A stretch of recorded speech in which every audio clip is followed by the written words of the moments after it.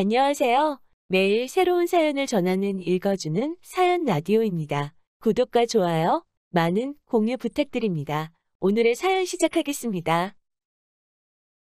안녕하세요. 황소고직 시어머니에 대해서 속 시원하게 이야기 좀 하고 싶어서 이렇게 펜을 들었어요. 가벼운 마음으로 들어주세요. 저는 결혼한 지 9년 차 30대 후반 가정주부예요. 저희 시어머니 이야기를 하려면 저와 제 결혼 생활에 대해서 먼저 이야기를 해야 할 것 같네요. 제가 고등학교 2학년 때 아버지의 사업이 부도가 나면서 저희 집은 말 그대로 쫄딱 망했어요. 대학에 진학해 사회복지학을 전공하고 싶었지만 형편이 어려워 결국 고등학교 졸업 후 바로 취업 전선에 뛰어들 수밖에 없었지요. 그렇게 시작한 첫 직장은 직원이 8명인 소기업이었고 그곳에서 저는 격리로 일했어요. 그 이후로도 직장만 조금씩 달라질 뿐 직업 자체가 크게 변하는 일은 없었네요. 생활이 나아지면 늦게라도 대학에 가야겠다고 생각했지만 부도 이후로 급격하게 건강이 나빠지신 아버지는 결국 2년 뒤 세상을 떠나셨고 어머니 역시 성취하는 몸으로 생활비라도 버시겠다며 여러 가지 일을 병행하시다 쓰러지셨지요. 그리고 얼마 지나지 않아 어머니도 아버지 뒤를 따라가셨네요. 저는 순식간에 혼자가 되었어요. 비록 대학은 가지 못했지만 배움에 대한 열정과 갈증은 가득했어요. 그래서 어디서든 좋은 강연이나 수업이 있으면 빠지지 않고 참여했어요. 그러다 하루는 벤처기업을 창업한 청년기업가의 강의를 듣게 되었지요. 지역구청에서 문화수업의 일환으로 온 그는 항상 긍정적인 마음으로 할 수 있다는 의지를 가지고 꾸준히 노력하라는 다소 상투적인 주제에 대해 이야기했지만 그럼에도 불구하고 빛나는 눈빛과 위풍당당한 자세가 참 인상적이었어요. 2시간 남짓한 강연이 끝나고 인근 서점에 잠깐 들려서 책 구경을 하다 보니 허기가 지더라고요. 근처에서 간단히 욕이나 하고 갈까라는 생각에 근처 떡볶이집에 들렸어요. 그런데 좀 전까지 제 앞에서 강의를 하던 그 사람도 그곳에 있더라고요. 생각지도 못한 우연에 반가운 마음이 앞서더라고요. 사실 그는 제가 거기 있었는 줄도 몰랐을 텐데 말이죠. 아무튼 제가 그때 무슨 생각이었는지 모르겠지만 괜히 아는 척을 하고 싶더라고요. 그래서 안녕하세요 하고 다가가 인사를 했어요. 그 사람을 누구냐는 표정으로 저를 보길래 좀 전에 강연 잘 들었어요 라고 인사를 건넸지요. 그러자 그의 얼굴에는 약간의 당황스러움과 동시에 반가움이 떠오르는 것 같았어요. 그는 저에게 들어줘서 감사하다며 괜찮으시면 여기 앉으시라고 하더라고요. 지금 생각해보면 그게 우리의 첫 데이트나 마찬가지였네요. 고등학교 때 미국으로 유학을 가 하버드를 졸업하고 한국으로 들어와 벤처기업을 창업한 청년기업인이었던 그는 자신만만하고 적극적인 사람이었어요. 게다가 다른 사람을 배려하는 따뜻한 마음씨까지 갖추고 있었지요. 그를 만나본 제 친구들은 다 백마탄 왕자님이 따로 없다며 절 부러워하더라고요. 하지만 사실 그의 완벽한 조건을 생각하다 보면 때로는 제 자신이 자꾸 초라하게만 느껴지기도 했었지요. 아무튼 한 번은 그런 그가 술에 잔뜩 취해서 자기 어머니에 대해서 이야기를 하더라고요. 어머니가 자기를 키우는데 참 많이 고생을 하셨다고요. 사실 저는 고등학교 때부터 유학 가서 하버드까지 나올 정도면 집이 잘 사나 보다라고 막연히 생각했었거든요. 그런데 그가 말하기를 아버지는 외도로 진작에 처자식을 버리고 집을 떠나셨대요. 그 이후로 어머니가 식당에부터 건물 청소까지 안 해보신 일이 없다고 하더라고요. 오로지 자기 하나 잘 키워보시겠다는 마음으로요. 그러다 보니 기대도 크시고 욕심도 많으시다고요. 그때만 해도 저는 그 기대와 욕심이 뭔지 정확히 알지 못했었지요. 그와 연인이 된 지 2년이 조금 지난 여름날이었어요. 회사에서 일을 하고 있는데 모르는 번호로 전화가 오더라고요. 평소라면 모르는 번호는 잘 받지 않는데 마침 기다리던 전화가 있었거든요. 그래서 전화를 받으니 조금은 쌀쌀맞은 목소리를 가지신 중년의 여인에게 걸려온 전화더라고요. 박성훈 여자친구 전화번호가 맞습니까? 라고 묻길래 누구시냐고 물었지요. 그러자 나 박성훈 엄마 되는 사람입니다. 잠깐 만날 수 있을까요? 라고 하더라고요. 저는 알겠다고 대답은 했지만 사실 순간 깜짝 놀라고 긴장한 탓에 지금도 정확히 뭐라고 대답했는지 기억이 나질 않아요. 하던 일을 정리하고 회사 근처 카페에서 그의 어머니를 만났어요. 귀 밑에서 찰랑거리는 검은 단발머리에 뿔테 안경을 쓰신 어머님은 한눈에 봐도 성격이 세고 깐깐하다는 느낌을 풍기셨어요. 어머님은 저에게 뭘 마시겠냐고 묻지도 않으시고 종업원에게 커피 2잔을 주문하시더군요. 그리고 커피가 나오자 본격적으로 이야기를 시작하셨어요. 아가씨, 거두절미하고 이야기할게요. 내 아들이지만 정말 멋있지요? 키 크고 인물 좋지, 학벌 좋지. 게다가 아들 사업도 승승장구하고 있고. 그런데 듣자 하니 아가씨는 대학도 못 나온 고졸의 경리라면서요. 사람이 매사 욕심을 지나치게 부리면 안 됩니다. 항상 자기 분수에 맞게 살아야 해요. 양심을 지켜야지요. 내가 더한 말은 하고 싶지 않네요. 이쯤이면 알아듣겠지요? 라고 말하시고는 결국은 우리 아들 옆에서 떠나라는 말씀을 하시더라고요. 그런데 이런 말을 듣는데 눈물 한 방울 나오지 않더군요. 사실 가끔 드라마처럼 어느 날 그 사람의 어머니가 나에게 돈봉투라도 던지시면서 헤어지라고 하시진 않을까 걱정을 하기도 했었어요. 그에 비해서 저는 부족한 게 많은 사람이었으니깐요. 어머님, 죄송해요. 저 그런데 그 사람 정말 사랑해요. 라고 말했어요. 하지만 어머님은 냉랭한 눈빛으로 절 바라보시면서 이런 게 사랑이라면 나는 사랑이 뭔지 모르겠네요. 사람이 지켜야 할 선이라는 게 있는데 아가씨는 그 선을 넘은 거예요. 잘 알아들었다 믿고 갈게요. 우리 아들과의 관계는 제대로 정리해 주세요라며 저에게 예의를 차리시며 하지만 단호하게 말씀하시곤 자리에서 일어나셨어요. 어머님의 뒷모습을 보고 있자 그제서야 제 앞에 놓인 현실이 좀 파악이 되더군요. 그날 밤 저는 그에게 연락해 회사 근처 포장마차로 와달라고 했어요. 사실 그와 2년 가까이 만나오면서도 한 번도 흐트러진 모습을 보여주지 않으려 했었고 솔직히 단 한 번도 잠자리조차 같이 하지 않았어요. 그가 몇 번이고 원했었고 저 역시 그에게 저를 맡기고 싶은 순간도 몇 번이나 있었지만 쉽게 허락하고 싶지 않았어요. 제가 지켜낼 수 있는 유일한 자존심이었다고 말하면 이해가 되실까요? 하지만 어머님을 만났던 그날만큼은 그에게 모든 걸 털어놓고 기대고 싶어지더라고요. 그가 오기를 기다리며 혼자 닭발과 소주를 시켜놓고 한 잔 두 잔 홀짝거리고 있었어요. 그리고 혼자서 소주 한 병을 거의 다 끝냈을 무렵 그가 도착했어요. 이런 제 모습을 처음 본 그는 크게 놀랐는지 무슨 일이냐고 묻더라고요. 걱정과 염려가 담긴 그의 눈빛을 보니 울음이 터져나왔어요. 저는 그의 어깨에 기대 오늘은 같이 있고 싶다고 말했지요. 그렇게 우리는 호텔로 향했고 저는 그에게 밤새도록 몇 번이고 위로를 받았네요. 비록 어머님이 헤어지라고 말씀하셨지만 그게 말처럼 그렇게 쉽나요? 어머님과의 만남 이후로는 하루하루 살얼음판을 걷는 기분으로 그와 만나고 있었어요. 다니던 직장도 그만두고 그의 회사에서 일을 돕기 시작했어요. 그리고 2달 정도 지났을 무렵 저는 제가 임신했다는 사실을 알게 됐어요. 저는 그에게 조심스레 제 임신 소식을 알렸어요. 혹시 싫어할까봐 너무 무섭고 걱정되더라고요. 그런데 정말 다행스럽게도 그는 정말 진심을 다해 뛸 듯이 기뻐하더라고요. 그러면서 앞으로 평생 행복하게 해줄 테니까 자기만 믿고 따라오라고 하더군요. 얼마나 든든했는지 몰라요. 이튿날 그가 집에 인사를 가자고 하더라고요.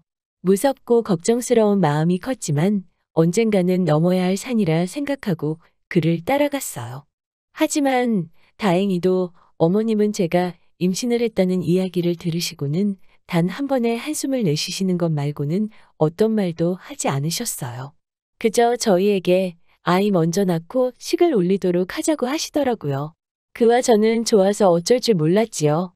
저는 어머님께 정말 감사하다며 잘하겠다고 눈물로 인사를 드렸고 어머님도 이제 내 식구라 생각할 테니 지난달 내가 너에게 했던 모진 소리는 잊어버려라 하시더라고요. 사실 현관문에 들어서기 전까지 어머님이 날 문전박대하시면 어쩌지 별의별 생각을 다 하고 있었는데 말이에요. 그리고 얼마 뒤 어머니는 제게 바깥 생활하지 말고 집에 들어와서 지내라고 하시더라고요. 남편은 어머님과 단둘이 살고 있었으니까 일단 분가하기 전까지는 그게 좋지 않겠냐고 하시면서요. 그런데 저는 사실 분가하고 싶은 마음이 없었거든요. 부모님을 일찍 여의어서 그런지 저는 집에 혼자 있는 게 쓸쓸하고 외로워서 싫거든요. 그래서 어머님께 어머님만 괜찮으시면 여기서 애도 낳고 계속 지내고 싶다고 했어요. 어머님은 의외라는 눈빛으로 절 보시더니 편할 대로 하라고 하시더라고요. 그렇게 어머님과 저희 부부의 생활이 시작되었어요. 그리고 몇 달 뒤 저는 건강한 공주님을 출산했어요. 남편 말이 제가 진통을 너무 오래 하고 힘들어하니까 어머님이 눈물을 보이시더래요. 힘들어서 어쩌냐고요. 그 말을 듣는데 가슴이 뭔가 찡하더라고요. 저는 막연히 어머님이 저를 안 좋아하시고 안 예뻐하신다고만 생각했었는데 회복실로 돌아온 저에게 어머님은 그저 고생했다며 수고했다며 고맙다고 몇 번이고 말씀해 주셨어요. 그렇게 아이를 낳고 얼마 뒤 결혼식도 올렸어요. 그리고 정말로 성훈 씨와의 결혼 생활이 시작되었지요. 남들은 시어머니 모시고 어떻게 사냐면서 하루빨리 나와 살라고 하더군요. 하지만 저는 어머님이랑 사는 게 불편하지 않더라고요. 어머님은 전하신 성격은 아니셨지만 이유 없이 저를 괴롭히고 하시는 분도 아니셨어요.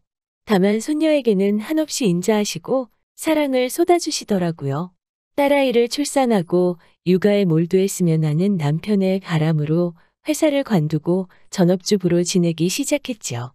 그렇게 순탄한 하루하루가 흘러가 어느덧 8년이란 시간이 흘렀어요.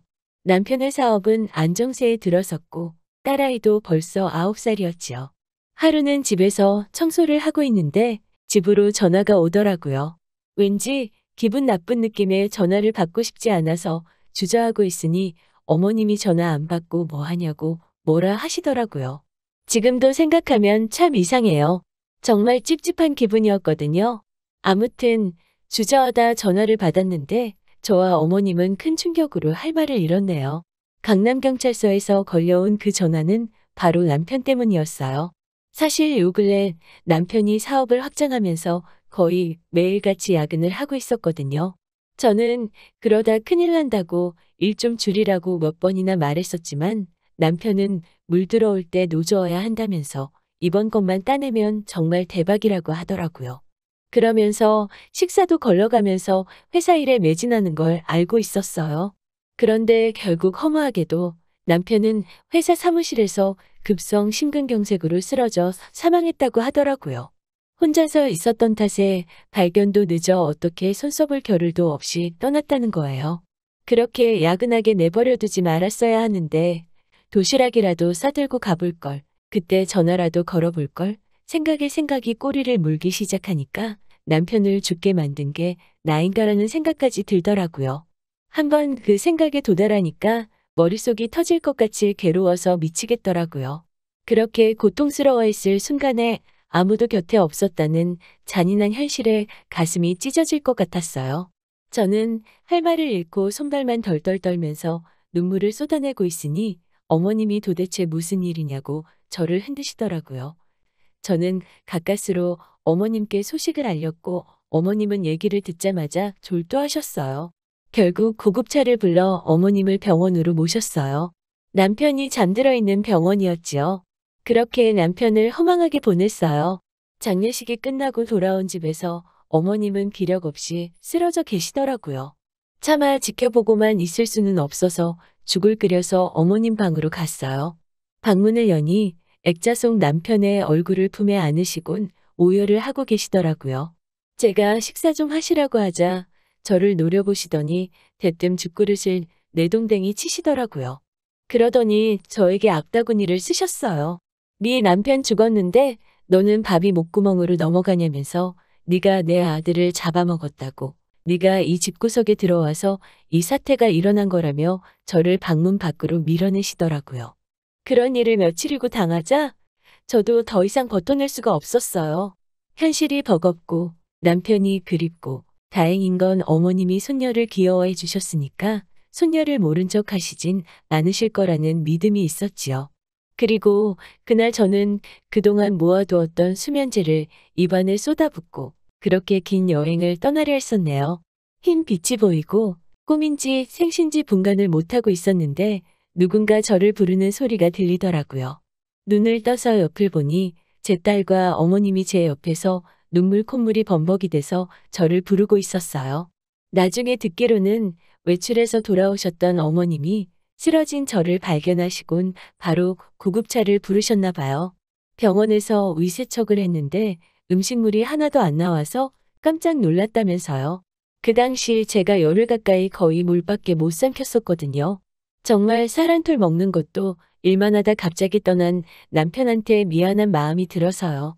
병원에서 퇴원해 집으로 돌아온 저는 더 이상 슬픔에만 잠겨 있을 수는 없었어요. 어머님과 딸을 위해서라도 제가 생활전선에 뛰어들어 하며 냈지요. 인근 마트에서 계산원으로 일하고 시간이 나면 근처 식당에서 한두 시간 설거지 아르바이트를 하며 생활비를 벌기 시작했어요. 사실 남편이 죽으면서 딸아이 앞으로 얼마간의 지분을 남겨주긴 했었지만 그건 딸아이 것이고 그걸로 당장의 생활을 꾸려나갈 수 없었기 때문에 일을 해야만 했네요. 그러던 어느 날 어머님이 모처럼 밖에서 식사나 하자고 저를 불러내셨어요. 그런데 나간 곳에는 웬 남자가 한 명 나와 있더라고요. 세무사라는 그 남자는 저처럼 아내랑 사별을 한 사람이었어요. 알고 보니 어머님이 소개팅을 주선하신 거예요. 번갯불에 콩 구워 먹듯 후다닥 커피 한 잔만 마시고 도망치듯 집으로 돌아와 어머님께 어떻게 된 일이냐고 따져 물었어요. 지금 저를 쫓아내시려는 거냐고 묻자 너는 그렇게 좋은 남자 소개해줬으면 고맙습니다는 못할 망정 왜 승질이냐고 화를 내시더라고요.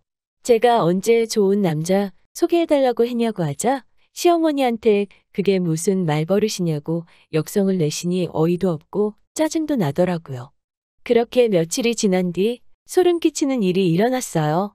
어머님과 딸은 백화점에 가고 저는 혼자 집에서 텔레비전을 보고 있었는데 누가 현관 비밀번호를 몇 번이나 누르더라고요. 계속 틀려가면서요. 혹시 도둑인가라는 생각이 들어 인터폰으로 현관을 내다보니 어머님이신 거예요. 놀라서 저는 문을 열어드리고는 왜 이렇게 틀리세요라고 하자 갑자기 기억이 안 나서 그랬다고 하시더라고요. 그런데 어머님만 계시고 딸이 안 보이는 거예요. 어머님께 가영이는 어디 있냐고 묻자 어머님이 가영이를 왜 나한테 묻니라고 하시는 거 아니겠어요? 어머님은 정말 기억을 못 하시는 것 같았어요. 놀라서 어머님이 가셨던 백화점으로 뛰어가 그 일대를 샅샅이 뒤지니 다행히도 가영이가 백화점 지하 푸드코트에 앉아 있더라고요. 얼마나 놀랐는지 집에 와서도 한참이나 가슴이 진정되지 않았어요. 제가 가영이와 함께 집에 들어오자 어머님은 이렇다 저렇다 말씀 없이 눈물만 흘리시고는 방에 들어가시더라고요. 저는 속으로 어머님도 많이 놀라셨나 보다 짐작만 했을 뿐이지요. 지금 생각해보면 제가 좀 더 빨리 눈치챘어야 하는 건데 말이에요. 며칠 뒤 집안 청소를 하다가 저는 어머님 방에서 생각지도 못한 것을 발견했어요. 그건 바로 어머님의 진단서와 약봉투였지요. 얼마 전부터 뭘 챙겨 드시길래 뭐냐고 여쭈니 영양제라고 하셨었는데 진단서를 보니 노인 성치매라고 되어 있더라고요. 어머님이 그동안 보이신 이상한 행동들은 어머님의 치매 증상이었던 거지요. 그저 먹고 사는데 급급해서 어머님의 변화도 빨리 눈치채지 못했던 제 자신이 어찌나 바보 같고 속상하던지요. 하지만 어머님은 그 사실을 저에게 알리고 싶지 않으셨는지 그 약봉지를 옷장 바닥 구석에 밀어넣어 숨겨두셨더라고요. 어머님의 자존심을 지켜드리고자 저도 그 자리에 다시 넣어놓고 아무런 내색도 하지 않았어요. 그렇게 어머니와 저희 연극이 시작되었네요. 그러던 어느 날 아침 별일 없으신가 하고 어머님 방에 갔더니 소변으로 이불이 흥건하더라고요. 어머님은 저를 보고 어쩔 줄 몰라 하시고요. 저는 아무것도 모르는 척 물 쏟으셨어요? 라고 말하곤 조용히 그 이불을 가지고 나와 세탁기에 넣었어요. 돌아가는 세탁기 앞에 쪼그려 앉아 한참을 울었네요. 그리고 이튿날 어머님은 어디서 구하신 건지 여러 개의 결혼회사 전단지를 꺼내어 보여주시더라고요. 제가 웃으며 어머님, 남자친구 필요하세요? 하고 여쭙자 내가 아니고 너라고 하시는 거예요. 저더러 얼른 좋은 사람 만나서 이 집 나가라고 그러시더군요. 제가 도대체 왜 저를 못 내쫓아서 안달이시냐고 그러자 만사 귀찮으니까 너도 가영이도 다 내 눈앞에서 사라지라고 하시더군요. 저는 어머님 눈을 똑바로 쳐다보곤 아무데도 안 갈 거라고. 여기서 천년만년 어머님이랑 살 거니까 그런 말씀 하지 마시라고 그랬어요.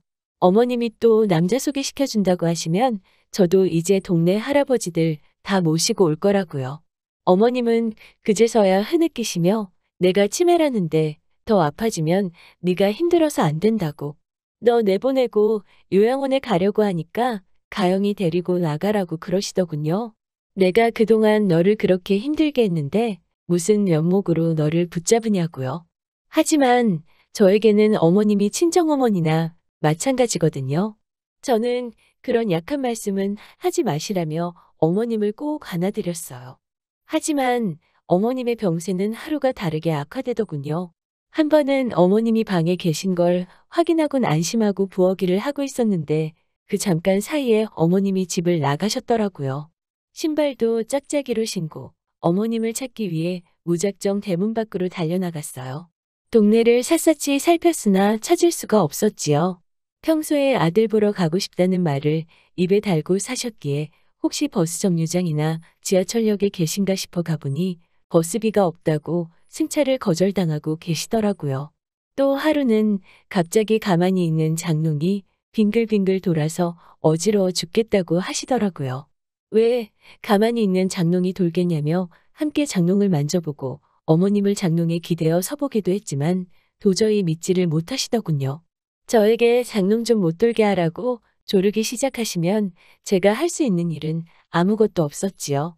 그저 장롱을 가지고 이리저리 말 그대로 생쇼를 해가며 어머님이 포기하실 때까지 기다릴 뿐이었어요.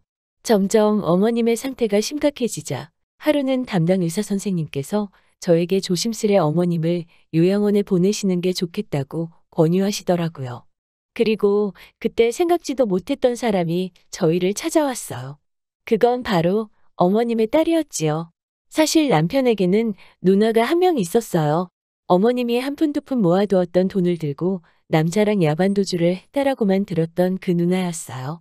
건너 어머님이 아프시다는 이야기를 듣고는 유산이 탐나서 온 것 같다고 동네 이웃들이 수근거리더군요. 신우는 어머님은 요양원에 모시고 이 집은 팔아야겠다고 하시더군요. 친딸이 나타나서 저러니 제가 뭐라고 할 방법이 없었어요. 그저 어머님께 자주 찾아뵙겠다 말씀드렸지요. 어머님은 그 와중에도 제게 내 생각은 하지 말고 네 인생 살라고 하시더라고요. 그런 저희를 보며 신우는 엄마도 적당히 하라며 요양원 가면 밥도 잘 주고 사람들도 잘해준다는데 뭐가 걱정이냐면서 빈정거리더라고요. 자기 남동생이 죽었을 때도 코빼기도 안 비치더니 아파트 판돈 챙기려고 나타난 신우가 정말이지 인간이 맞나 싶더군요. 어머님은 신우에게 이런저런 말씀도 하지 않으셨어요. 하지만 돌아 누워 계신 어머님 어깨가 들썩이는 걸 보곤 울고 계신다는 걸 알 수 있었지요. 그렇겠지요. 거의 10년도 넘게 연락도 없던 딸이 오자마자 엄마 어떠냐고 묻는 게 아니라 요양원에 보낼 궁리만 한다는 현실이 얼마나 서글프셨겠어요. 그런데 이튿날 아침 어머님이 다급한 목소리로 저를 불러내시고는 얼른 어디 좀 다녀오자고 하시는 거예요. 그렇게 간 곳은 부동산이었어요. 부동산 사장님은 다 준비해 두었다면서 녹음기와 카메라를 켜서 저희를 찍기 시작하더라고요. 어머님은 저에게 아파트 명의를 양도해 주시려고 하시더군요. 이 아파트가 그래도 재개발 호재도 있고 해서 가격이 많이 올랐거든요. 어찌됐건 저는 못 받는다고 제가 한사코 사양하자 내 정신이 맑을 때 너한테 주려고 하니까 받아서 가영이 키우는데 쓰라고 하시더라고요. 신호가 쫓아오기 전에 끝내자면서 부동산 사장님과 함께 서두르시는 어머님을 보고 감사하기도 하고 죄송스럽기도 하고 마음이 복잡했어요. 어머님은 이거 가지고 좋은 남자 만나서 시집가서 새 인생 살라고 또 그 말씀을 하시더군요. 그렇게 눈물 콧물 흘리며 명의 이전이 끝나고 집으로 돌아와 한숨 돌리고 있는데 아니나 다를까 신우가 왔더라고요. 신우는 어머님께 얼른 짐 싸라고 다그치면서 자기가 좋은 요양원 다 알아놨다면서 아파트 문서는 어디 있냐고 내놓으라고 이리저리 난리더군요. 묵묵히 짐을 싸시는 어머님을 보니 더 이상 가만히 봐줄 수가 없었어요. 저는 신우 앞을 막아서곤 신우에게 당장 이 집에서 나가라고 소리쳤어요. 어머님한테도 짐 싸지 마시라고 했지요. 어머님이랑 저 친모녀나 마찬가지예요. 제가 모신다고요. 어머님 절대 아무 데도 못 가신다고 안 보낼 거예요. 라고 했어요. 그러자 신우는 효분한 내라며 비아냥거리면서 어머님을 째려보더군요. 빨리 짐만 싸고 뭐 하냐고 어머님을 재촉하자 어머님은 이러지도 저러지도 못하고 계셨어요. 그런 어머님을 보곤 폭발한 저는 결국 신우에게 너는 인간이면 인간답게 살아. 동생 죽었을 때도 코빼기도 안 비치던 년이 이제 와서 어머님 고려장 시키려고 그러니? 경찰 부르기 전에 내 집에서 당장 꺼져. 라고 소리소리를 질렀어요. 신우는 욕을 하면서 일단 나가기는 하더라고요. 저는 어머님을 껴안고는 어머님 저 두고 아무 데도 가지 마시라고 저랑 같이 오래오래 천년만년 살아달라고 말했어요. 어머님은 그동안 내가 너한테 잘해준 것 없는데 이렇게 해주니 너무 고맙다며 눈물을 보이시더군요. 그 이후로 일주일 정도 지났네요. 신우는 요즘도 찾아와서 난리를 치고 가기도 하고 전화로 온갖 개소리를 하기도 하고 혼자 바빠요. 하지만 저와 어머님의 사이는 그 어느 때보다 돈독하고 평화롭네요. 평소에도 유튜브에서 사연 듣기를 좋아하시는 우리 어머님, 이것도 듣고 계신가요? 어머님, 정말 사랑한다고 말씀드리고 싶었어요. 돌아가신 친정 엄마가 들으면 서운하실지도 모르지만 지금 제 친정 엄마는 어머님이나 마찬가지세요. 제 힘닿는 데까지 효도하며 모실게요. 사랑합니다. 오늘의 사연은 여기까지입니다. 들어주셔서 감사하고요. 좋은 하루 되세요. 긴 이야기 들어주셔서 감사합니다. 오늘의 사연은 여기까지입니다. 구독과 좋아요, 알람 설정해주시면 앞으로 더 좋은 사연으로 찾아오겠습니다. 감사합니다.